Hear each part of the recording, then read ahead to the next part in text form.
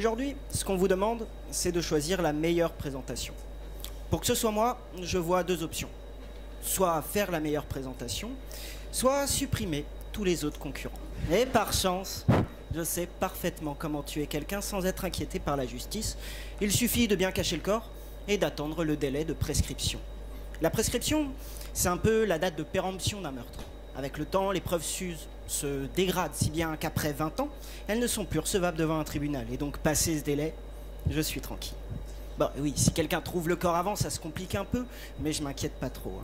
La police criminelle va en effet dater le squelette, pour savoir si le délai de prescription est passé ou non, mais je connais leur méthode, c'est des datations chimiques et elles manquent cruellement de précision. Et oui, on est tous différents, et la composition de nos os varie selon notre sexe, notre âge, ou encore nos habitudes alimentaires. Conséquence ?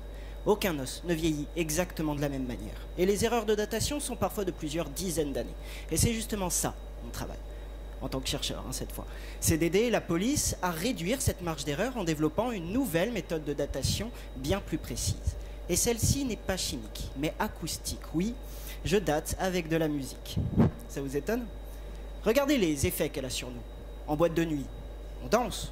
Et on danse pas tous de la même manière. Je dirais même que chacun a son propre style, sa signature sur la piste.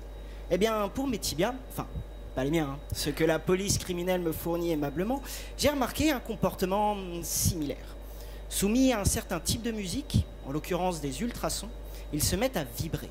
Et leurs mouvements sont si particuliers que cela s'apparente à de la danse. Une danse au répertoire certes limité, composée de 3 figures qu'on appelle compression, torsion et cisaillement. Compression, torsion, cisaillement, chaque os a son style de danse ou sa manière de réagir aux ultrasons.